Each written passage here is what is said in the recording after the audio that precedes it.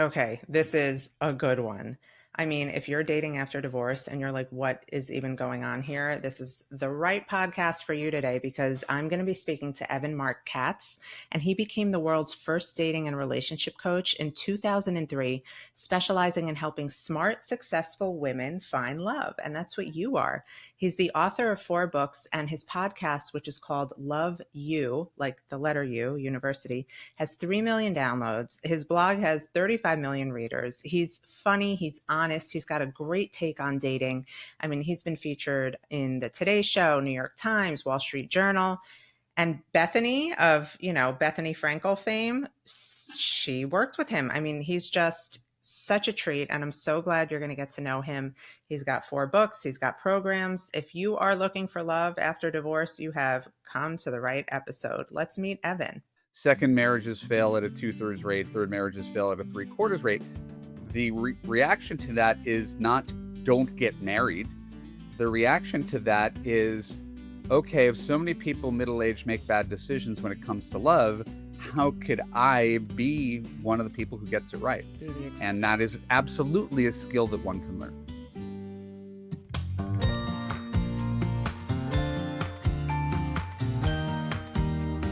Thank you for being with us.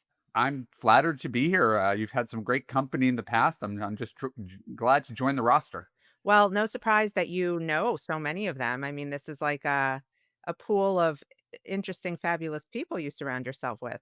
I would give you more credit for being a mom who's created a popular divorce podcast that could attract such good talents. I Thank think you. the credit goes to you. It has been a labor of love and evolution on this podcast, as you know, because you have your own. This is true. I started mine in 2016 called the Love You podcast. Love You is my course. And but mine's has been my profession for 22 years. This is a post-divorce passion project for you is helping other women. So what's really cool about you is that you are like the OG relationship coach. Like you started this back before this was a thing to even start. Like, how did you fall into this line of work? I necessity is the mother of invention. I don't want to give myself too much credit. I was in Hollywood. I was 30. I was a failed screenwriter who came really close to success, but never quite achieved it. And I realized I didn't want to be the 40-year-old guy trying to sell scripts. And so I got a job answering phones at an online dating company while I put myself through film school. And after 9 months of doing that, I realized, oh my God, I got to write a book about this. And I wrote one of the first books about online dating called I Can't Believe I'm Buying This Book. That's when online dating was embarrassing. I can't believe I'm buying this book. It was so embarrassing. Why was it so embarrassing? Because it was the vestige of the old personal ads in the newspaper, single white male, Sikhs, whatever. And so I was an early adopter. Like I did it. I was a writer living in LA. I didn't have that many friends. I needed to create a social life from scratch. So Match.com and Matchmaker and Yahoo Personals and JDate. And I did all of those things. And I didn't realize that I had a skill. And so after my book came out, it did better than anything I ever did in Hollywood. And I dropped out of film school and I became the dating guy, but I had no qualifications. I just said, all right, let's just see where this goes. And I was 31 years old. Now I'm 50 and 53 this summer. So, It's so yeah, interesting this has how been life kind of a lifelong yeah, pursuit. life just puts you where you need to be. It's so funny. Like I had no plans on being in the role that I'm in either, Evan, but yet here we are. Yeah, and I think if you choose to take it seriously, and I chose to take this seriously, eventually you step into the role that you claim for yourself. Like when I was 31, I called myself America's leading dating expert because no one had ever done that before.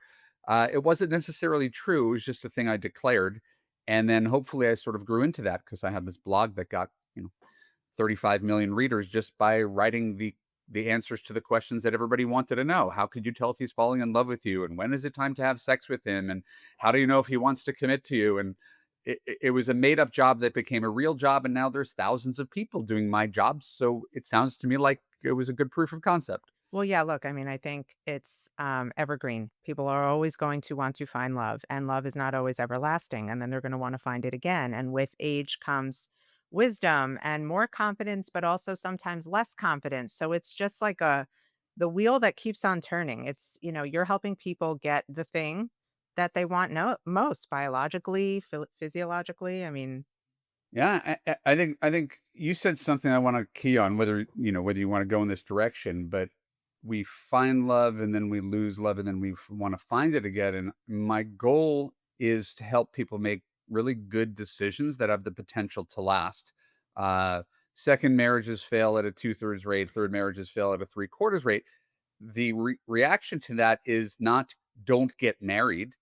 The reaction to that is, okay, if so many people middle aged make bad decisions when it comes to love, how could I be one of the people who gets it right? Be the And exception. that is absolutely a skill that one can learn. Absolutely, it can be a skill, and what I see with, I'm meeting people where they're at in the sense of like the first marriage didn't work, and now at least the people who come to me or the ones who seem more self-aware and ready to right those wrongs and connect the therapy dots, they don't wanna make the same mistake twice, and they're desperate to understand why they've repeated certain patterns or, dated the people they've dated. There's the people who say, like, "I only attract assholes," and it's like, "Well, you're the common denominator there, so let's take a look at that," right? Right? I've a saying, you don't attract, you accept. Oof. Uh, the I attract assholes like you're some sort of asshole magnet built inside your chest. No, you are attracted to assholes. You choose them, you double down on them even when you know they're assholes, but you don't attract them against your will. Assholes exist in the rest of the universe, and other people are like, that guy's an asshole. So you might have a really high tolerance for assholes, but you don't attract them unwittingly.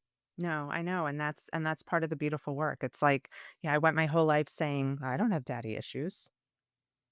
I mean, I'm long story short, estranged from my father since I'm 12, abandonment issues up the wazoo, but it wasn't until my divorce and looking back at all of the types of relationships I was in that my issues presented themselves in the type of love I was accepting, not necessarily, I wasn't out there swinging from a pole, not that there's anything wrong with that either. It was more like I had the same type and not physically, but emotionally in the sense that I had to beg for the love and Right. accept breadcrumbs. And when people look back at that and can connect the dots, it's like, yeah, but then we have all of these women post divorce, the majority of them in my age range, early 40s, many of them in your age range, early 50s, not trying to like put anyone's age on blast. He looks great for his age, doesn't he? But we really are aware now and we're confident and we want to do all the right things when it comes to looking for love. It just feels so scary at this age. And that's two really great points. Number one, about the fear. Fear is the biggest problem. It's not the solution. People retrench from fear and they say, I'm going to just focus on raising the kids until they're 18. Mhm, And you've gone from 45 to 55 in that time or something like that. And there's a great cost to putting your love on the shelf for a long period of time. mhm. The other thing I want to call attention to is the idea. I want to be very validating of anybody who's gone through therapy and figured out their daddy issues and why they accept less. Coaching is forwards looking, not backwards looking. Mhm, Therapy is backwards looking. Who messed me up? What mhm. environment in which did I grow up that allowed me to become this way, to be wired this way? Coaching is about, okay, you know all that. Mhm. What are you going to do now? What different choices and decisions and actions are you going to make to build a bright new future? Because you got 35 years ahead of you. That's a Right. long time to be alone or get it right. I'm so So, glad that you made that, you clarified that for people because when we have new client inquiries, one of our questionnaire questions is, "Are you already in therapy?" Because we're not here to do that work. We wanna know that you're doing it now or you've done it to sort of understand who you are now and why so that we can take those next steps with you into a more productive future. I think they work in concert with each other. A good coach can't fix someone who doesn't have any measure of awareness. Mhm, Um, Also, most therapists aren't dating coaches; they're not specialists in one thing. mhm, They obviously have their merits in their training, but it's mostly an act of discovery, putting together all these puzzle pieces from one's past. That doesn't tell you too much about modern dating dynamics. And so I never try to provide therapy to people. It's out of my skill set. I do think a lot of therapists think they're dating coaches too, though. oh, do they? Yeah. Well, a lot of social media coaches think they're experts in all sorts of things they're not experts on. So, thanks social media for that. I really have to have a measure of humility and humor around this. Told you I made up this job, 20 something years ago with no qualifications. I can't blame anybody else for trying to say, "Hey, I could do that. Yeah. I have a take. I have a Yeah. phone." Um, so Comes if from a they're good helping place. people, I, and people are enjoying it, it's actually making a tangible difference in their life, then great. Yeah. Yeah. So why is it? It seems like I rewatched Sex in the City recently. And I remember watching it when I was in high school, and these women were older than me.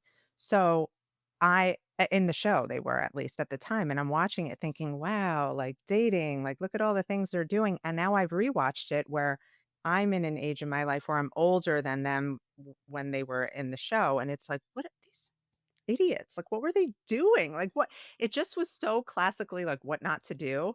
And as a It's why kid, it's why I don't watch those shows. right, and as a kid, I'm watching it thinking like, "Wow, how cool." But why is it that we get to our 40s, and even though there's all these different ways to date, it's so much more complicated?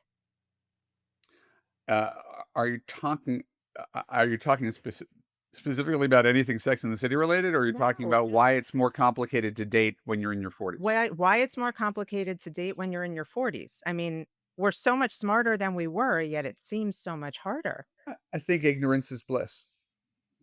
I think if you're a 25-year-old kid and you've been dating the same person for 3 years and they're attractive and they seem to have everything on paper, then the next step is to get married and the next step is to have kids, and at no point do you second guess what you know. You Mhm, don't know what you don't know because 'cause you're only 25. mhm, Think back, if you're 41 or whatever, think back to what you were like when you were 25 and the difference between 25 and, say, 35, and the difference between 35 and 41.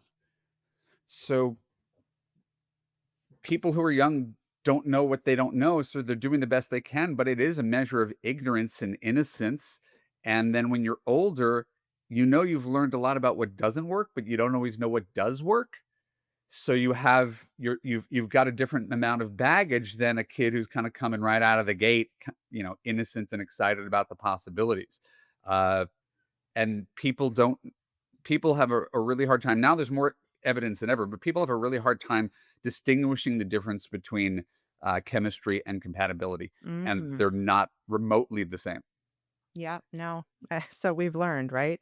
I mean, and there's this thing that comes up, I think, for a lot of the people that I work with that they'll say, you know, I was attracted to, I'm attracted to the ones that I know I shouldn't settle down with. Or, the chemistry versus compatibility one. Like you're going to have the best sex with someone you should have no business being with type of mindset. Sure. Why is Yeah, that? I mean, attraction is generally, and this is more going into our psychology, but attraction is generally what you're familiar with is what you're attracted to. Hmm. Right. So it's familiarity. Hmm. So if you come from a household where mom was a controlling narcissist and dad was unavailable, right? And you become the placater, the people pleaser, the person who bends over backwards to make everybody happy, but never really listen to your emotions. Is it terribly surprising that you think that's what love looks like as an adult and you recreate that dynamic? You don't This is have to why be a we go to therapist. therapy, people. Yep. Right, yeah, you don't have to be a therapist to put those pieces together. Hmm. So the question is, what do you do now? And you almost have to do the opposite of what you did before, and that is challenging and that is foreign.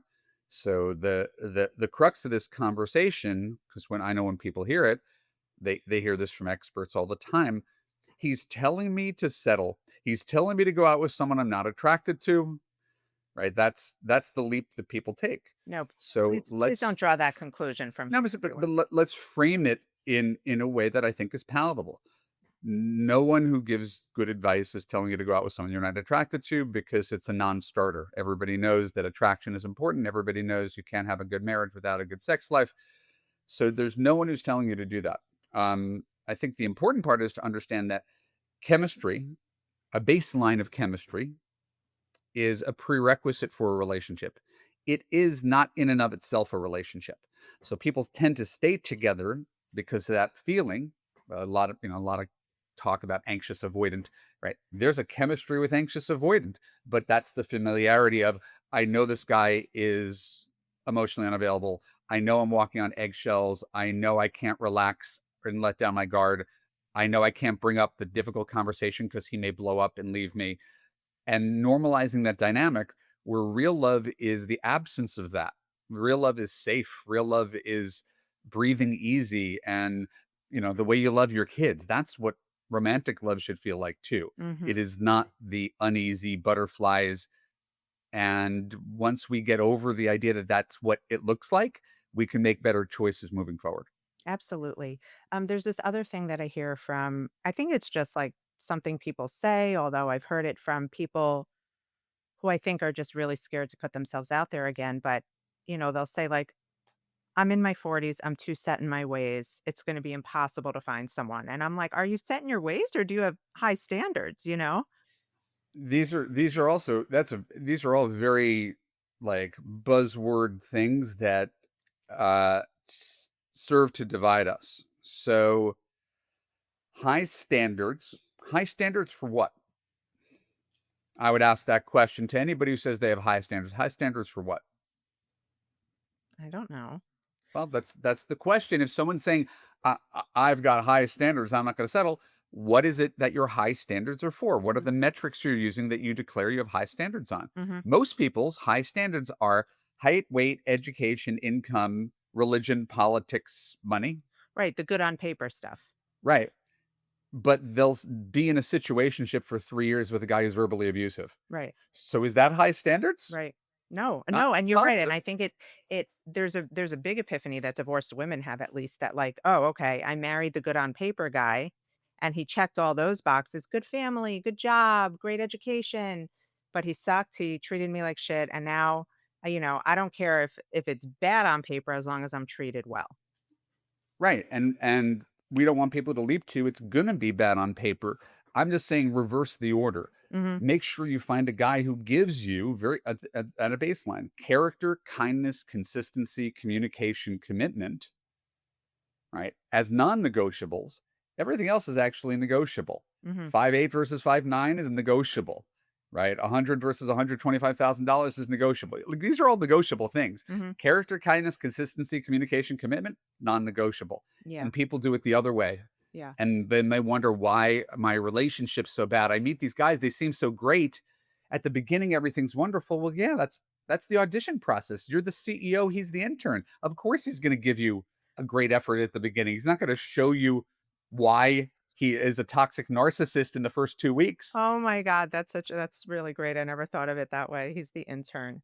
Yeah, well, I mean, that's the thing is people will say, when the honeymoon wears off, who is that person really? But I do think that's the most important season of a relationship when, like, you're done with the courting phase and sex 12 times a day and flowers for no reason, and now it's real life. And how does that make you feel? Not how much does this person worship you and kiss the ground that you walk on, but do you feel respected despite the challenges? Do you feel respected and safe despite the nature of the relationship shifting into more of a comfortable space? And that's where people start to have And that's conflict. why second and third marriages fail at such higher rates. Mm, People tell themselves the story, I'm experienced, I know what I'm looking for. What they do is overcorrect. If they were in a relationship where the guy had no money, they seek money. If they were in a relationship where there's no passion, they seek passion. Then they overcorrect, right? And marry that person at the peak of their excitement and attraction. Oh, we've been dating for 6 months. We moved in together. We're engaged. We eloped to Italy. We did something without the kids. So now you're married in less than a year. Is it at all surprising that while you're still in peak honeymoon phase, that maybe those marriages turn out to be a mistake? mm, And that maybe older people who swear, oh my God, I've got less time, I have to move faster, would be better served in waiting 2, 3 years to get married in their 40s and 50s? The only people who have to rush are people in their late 30s who wanna have kids. No one else has to rush. right. Right. Well, yeah. I think women after divorce rush for a number of reasons. One of them being well intentioned, but completely misaligned with reality. It's that they feel that they've taken this sense of family away from their children. And by recreating that, then their kids can't say they came from a broken home when in reality, what the children really need most after a divorce is that consistent connection to the parent, not feeling like they have to share them with somebody else. And I hold space for people like that because it's a scary world to be in when you think my children need family, family's best for a child, and now, here you are dating for your child instead of for yourself. All right. So speaking of buzzwords, because we've and buzz terms that we've already thrown out there a bunch, this idea of the high value woman and the value man, this is trending all over social media, but it's probably pretty subjective. If you are someone who's listening to this is like, I'm only attracting the high value person from now on. What does that look like to you? I think this goes back to our other conversation about the definition of high value, right? If you connote high value to education, money, and height, and we could acknowledge tall might be more attractive than short, rich is more attractive than poor, smart is more attractive than stupid. We're not, no one's arguing with those things. But if you connote high value to those things, you're going to stay in the exact same place, Mm, right? High value men are men of integrity, where their word matches their deed. Where when he says, I want to see you, it means I want to see you. And I'm picking you up at 8 means I'm picking you up at 8. And I'm thinking of a long term relationship means I'm thinking of a long term relationship, mm-hmm. right? To me, that's what high value means. It's the quality of a person as a human being, right? How they show up, not just uh, for you in the beginning of the relationship when everybody's on their best behavior, but how do they treat their children? How do they treat their employees? How do they treat the server? Um, we're really talking about issues of character, Yes, and character you is can't everything. divorce high value from character. When we place high value on status and money, well, look at our famous billionaires. Do you think there's a happy Mrs. Elon Musk anywhere? A happy Mrs. Steve Jobs anywhere? There's no such thing, Mm-hmm. right? So we could put everything on intelligence and money, and that doesn't leave us anywhere. So I think a high value partner is someone who you would be proud to be with because he's the only person who's ever made you feel safe, heard, and understood. The only person who never lets you down, right? It's we'll go to the daddy issues. It's the person you wanted as a dad. Yeah, it 1,000% is. It really is so.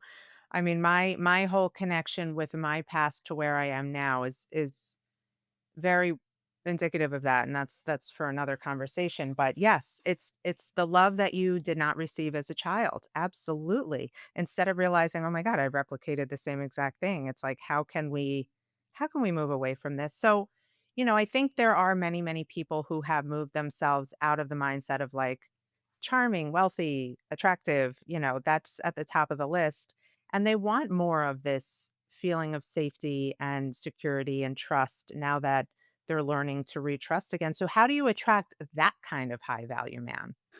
Go back to something we said at the top of the conversation about attracting versus choosing, Mm, right? So let's just say that 90% of men, this is a made up number, there's no science behind this. Let's just say that most women's observation about what a shit show it is out there is true. mhm, Right? I'm not going to argue with anybody's life experience. So you go on Bumble and it's a train wreck. I'll acknowledge the train wreck as a dating coach for smart, successful women. Okay, your experience is real. You're an Ivy League school, right? Ivy League schools take 5 to 10% of their applicants. Do you think you should be much more selective than an Ivy League school? And of course, the answer to that is no. mhm, Okay, so let's agree that 90% of men are worthless. There's a database of 10% of men who have husband potential somewhere in there. mhm, Choose one from the 10%. mhm, That doesn't sound so intimidating or impossible anymore, mhm. in my opinion. Yeah. Yeah, and I think it's easy in theory, right? But to put it into practice, if you have not done the work of, there's these feelings of self-doubt and self-confidence and unworthiness that follow a woman through probably her childhood into a bad marriage into now divorce. So that is really the importance of like that is the first piece is recognizing your worth before you can attract this high value man. But I do believe also that you value men, the one that we're talking about, the integrity, the loyalty, the consistency, the character, the values that align with yours, they're gonna help you feel more secure and more deserving of that kind of love, don't you think? Yeah, that's the attached thing. If you're an anxious attachment style, choose a guy who's secure attachment style, who knows how to have intimate relationships and value the fact that he has an intimate relationship. Not, oh my God, this guy's so boring. He calls Right. me after every date and says, I want to see you again. Right, right, yeah. Right. I think one of the things we haven't talked about yet, and I don't want to get too stuck in it because it's easy to get stuck here, is online dating. If you're insecure, online dating triggers all of those insecurities. Oh, yeah. And everybody has the same thing, the same observation about being single. Everybody I want doesn't want me. Mhm, Everybody who wants me, I don't want. mhm, And that is the definition of dating. We all think it's a unique affliction. Everybody I want doesn't want me. Everybody who wants me, I don't want. mhm, And so we're just trying to say, hey, if those seem like two completely non-overlapping circles, let's turn that into a Venn diagram where there's 10% overlap mhm, between the guys you want and the guys who want you. mhm, And somewhere in that is success. And there's a skill set to online dating. There's a right. skill set to first dates. There's a skill set to dating multiple people. There's a skill set to dealing with sex. And I think a lot of people come from a place of insecurity. And so my whole work is, you mentioned confidence. The entire first month of my coaching program is in confidence. Before we go on any date, we need to restore a measure of confidence. What would a confident woman do in this situation? Mhm, Right? And most of us go back to our childhood wounds and fears and act like like an insecure person. And right, it's not very effective, even if it comes naturally.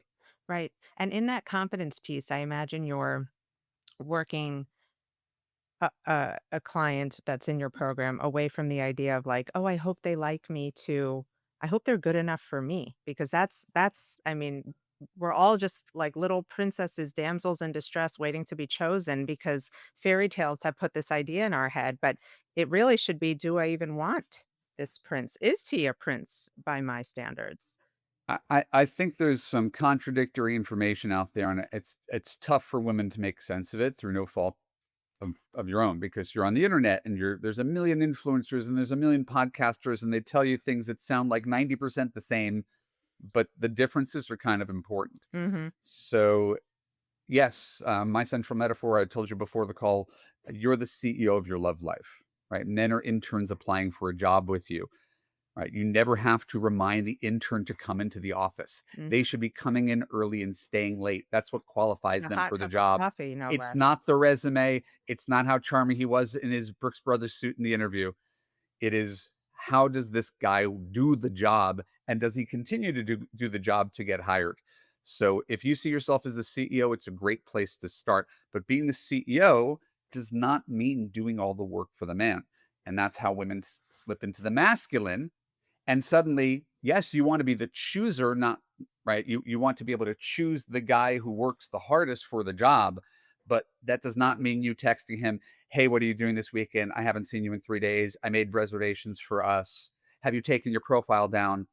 That's when you that's when that turns into masculine energy, insecure, controlling, Mm, rather than realizing I'm the CEO. I don't have to do anything. right, If a right, guy wants to see me, he knows where I am. If he right, wants to text me, he knows where I am. If he wants to make plans this weekend, he knows where I am. right. And women have been compensating for men and doing men's jobs for way too long.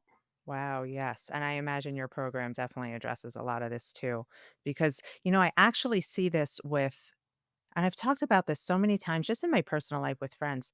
I have clients who are such successful women, amazing, celebrated, well-respected women in their industries, and they date these men, and it's like they're the masculine energy, they're doing it all, and then they're with someone who expects that from them and also treats them like shit.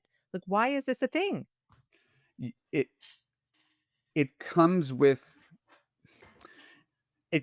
with the multiple hats that women have to wear, which is really difficult. Men don't have to do the same thing, right? If you're going to be in your masculine at work, do, achieve, control, right? And then the primary parent, and there's a lot of doing and controlling there, to let go of control in a romantic relationship and just trust if this guy likes me, he's going to want to see me again.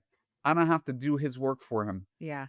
I don't have to twist his arm. This is at will. If you want to get with me, call, plan, pay, follow up after the date, offer to take down your profile, make the first move. Very, very basic guy stuff that we've been doing for thousands of years, Mm-hmm. right? And women are compensating for, passive, lazy men. And it's sort of the way parents compensate for their kids, and they helicopter their kids, and then the word that their kids can't launch. Stop doing so much. Right. Wow. And the overthinking too. The overthinking, I'll say if you're a divorcing parent and you are now you're alone with your kids, you have a lot more stress than you used to. There literally is no room for overthinking. I realized this very quickly when I started dating my now husband. When I would be like, "Oh my god," normally I would have been like, he didn't text back, or I'm like, reading the text 12 different ways to see if like I missed something, or like what tone could he have sent that. You don't have time for it anymore, which is kind of liberating in itself. Like I feel for me, someone who was always anxiously attached and taking much less than she needed from people, or allowing worse treatment than I should have. It was like, I don't have time for that anymore. Like, if you're gonna show up and you align with my life, great. If you don't, I'm sorry. Like, I don't have time to like force this to work.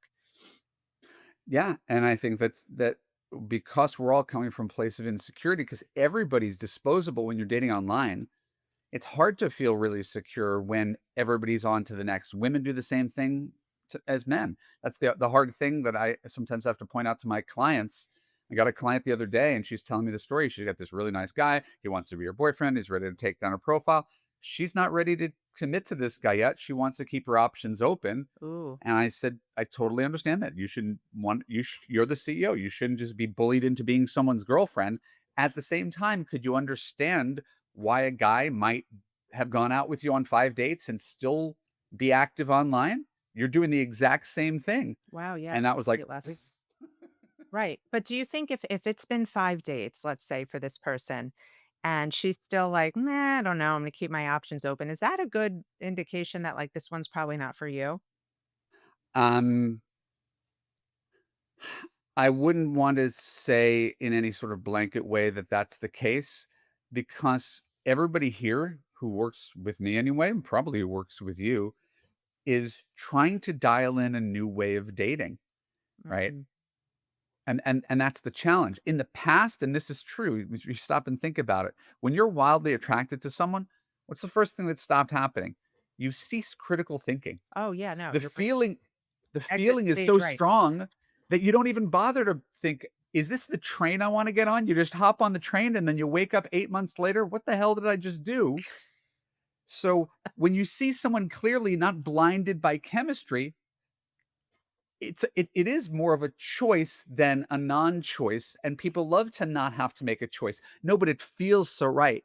All the people who are listening right now, think about the person you've had the most chemistry with in your entire life. Think about the 3 people you had the most chemistry with in your entire life. Are you with them right now? Probably the most fucked up relationships you've had. No, You're but not you're definitely not with them right now, so that's how I know that thing, that feeling that we think is the feeling that we call being in love isn't actually love. no, I almost don't miss that beginning stage when I was with my now husband, where I literally felt like I was levitating, like floating through time, just like this. But there was also this really like, I mean, palpable feeling in my stomach, and it wasn't butterflies. It was more just like not knowing. I didn't know where this was going. I didn't know what was gonna happen. Were we gonna land and be in the same place? Like, and I don't miss that at all. Like, as someone who was addicted to butterflies and new beginnings for a long time and bounced from one relationship to the other, the day that I realized like, "Oh my god, this is what it is and it's safe." I mean, I feel like that in itself healed a whole part of me, but that beginning stage of butterflies, like, it gives me the ick now because it's so, like, not rooted in reality. And you don't control, you don't c you're really basically out of control. You're ceding control to a feeling, Mhm. and that feeling is, if we traced it, it's pleasure centers of your brain, dopamine, serotonin, norepinephrine. That's what brain chemistry is, chemistry. It's the same pleasure centers of the brain that light up when you do coke or meth. So we Nauseating, have all the honestly. same highs and the same lows that go with it.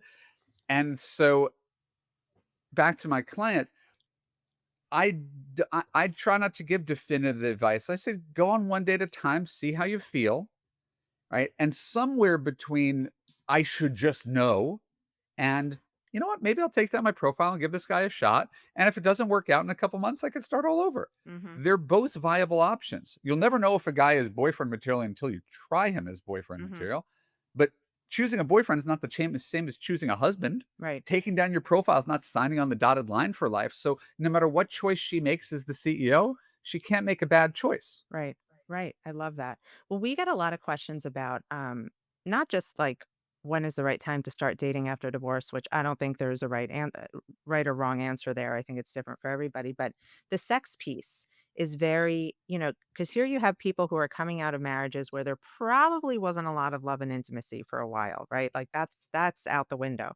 So now you have people like coming out and they're just like, give it to me, anyone, anywhere, and they're not worried about, like, the repercussions emotionally of how that might feel, or they find themselves in this situation of incredible chemistry, and they're just, like, ready to go at it. Do you give advice on when is the right time to take off your pants and when you should probably keep them on, like, how long you should keep them on? Oh yes, I mean, I feel very, very strongly about this. Not that everybody should agree with me or has to do what I say, but I've come up with something that I think is pretty solid and foolproof. Uh, some people make up a number of dates or a number of weeks or a number of months. You know, Steve Harvey had like some 3 month thing. That's nonsense. Um, it's certainly not a 3 date thing. Also nonsense. I think because you can't tell the difference between a guy who's trying to get laid and a guy who wants to be your boyfriend, and men can't tell the difference. That's the other thing. They act the same. They're both going to be generous and charming and Tell you what you wanna aggressive. hear, yeah, Yeah, so you really can't tell the difference between whether he's interested in a relationship or interested in sex for that very reason alone. Since you can't tell the difference and men can't always tell the difference, it's probably best not to have sex with anybody who's not your boyfriend, right? But when should you choose someone to be your boyfriend? When should you commit to someone? Take your profile down, say, "Hey, let's give this relationship a shot." mhm, For me, that's ballpark 4 to 6 weeks ish, mhm, right? So we correlate this to once he and you have gone out on made up 8 dates over 5 weeks or something, you should have enough information about each other to say, "Hey, I like you, you like me, we seem to want the same things, we both want to get remarried one day. Let's take our profiles down, give this a shot." Now it's really safe to have sex because after you have sex with your boyfriend, you don't have to wonder about whether he's going to call you the next day. right, So there's no such thing as a situationship. There's no such thing as that post-sex anxiety. What's going to happen staring at your phone? You're already in a safe relationship. right. So to me, that doesn't have much of a downside is waiting until he's your boyfriend. Right. Now, let's say you met someone you really liked and you had too many drinks and oops, you didn't wait until it was like official. Sure. Is there still hope for the relationship? Yes, there's hope for the relationship because 1/3 of relationships start that way. Mhm. That's a number Right, I didn't know so that. we can't say there's no and this is usually the pushback. This would be a good hour-long debate, but that's usually the pushback is, "But you know, with my ex, we hopped into bed on the first date, and then we were together for 10 years." It is not whether 2 people, 2 responsible adults could hop into bed and still want the same things. It's that if you're dating from a place of power and intention, you do not want to, in general, sleep with a total stranger and then keep your fingers crossed that he turns out to commit and turns out to be a good guy. We want to get the order right. And if you're comfortable sleeping with someone and not knowing and looking at him on Bumble and staring at your text messages, waiting for him to, if you're comfortable with that, there's no slut shaming. There's no value judgment on it. My terminology is always about effective and ineffective. If you're okay with it, I'm okay with it. Most women I work with are kind of tired of sleeping with guys and waiting for them to turn into boyfriends. Mm, And so it seems to me like there's a really easy solution. Stop sleeping with guys who aren't your boyfriend. yes. Yep. I mean, listen, I haven't dated since, I don't know, it's been 8 or 9 years now. It's been a long time. And even then, I was a very different person than I am now. I couldn't imagine having to put myself back out there, right? It's scary, but it is also liberating and empowering when you realize that, like you said, you are the CEO. You can be the CEO. Nobody's taking that job away from you except for yourself. So there have been so many incredible nuggets in this conversation. I love it. You have authored many books. Yes, I have. I mean, this is the guy, you guys. This is the dating coach. And you also have a program coming up. You are running a monthly workshop, Yeah, my signature program's called Love You. That's what I usually do when like I'm Love coaching. University for those listening. Yeah, it's just yeah, it's just Love You, and it's a 6 month program taking women from confidence to commitment, group coaching, private coaching. But the new thing that I'm offering is called the Extraordinary Love Series. It's a monthly uh, webinar and live Q&A for smart, successful women who want to attract high value men. My definition of high value men. If you go to Extraordinary Love Series, you can sign up for absolutely free. And I have a gift for anybody who is listening. If you go to evanmarckatz.com/moving on, you can take the quiz. Are you wasting time on the wrong men? The answer undoubtedly is yes. But you'll take the quiz and discover how many different kinds of wrong men you've been wasting your time on. And I'll send you free dating and relationship advice until you drop. Before we go, I just want to ask you, Michelle, where are you from originally? I'm originally from New York, Long Island, if you couldn't tell. I could. That's why I wanted to know. I was going to play Jewish geography. Let's do it offline though. But wait, I wanted to say one more thing before we go. To everybody listening, if you're listening to this, it's because the headline or the title of this podcast uh, appealed to you because you're probably trying to find love again. And I want you to know if you do it right, and listen, I'm speaking from experience, but also as someone who has worked really, really hard to get it right. It's worth it. Like it really is worth it to put yourself back out there again. As scary as it may seem, you'll know essentially when it's the right time. You'll know it's the right time when you're not just trying to like compete with your ex or replicate some sort of family dynamic you think your kids need. When you feel valuable and ready to put yourself back out there again, that's the right time. Give Evan a follow, a listen, a watch. I mean, you could find him anywhere. He's fascinating. Bethany Frankel for my Roni girls loves him. So I trust what she trusts. Makeup, dating advice, all of it. Anyway, guys, we'll see you next time on the Moving On Method. Please check out the links to find your way to Evan and have a lovely day.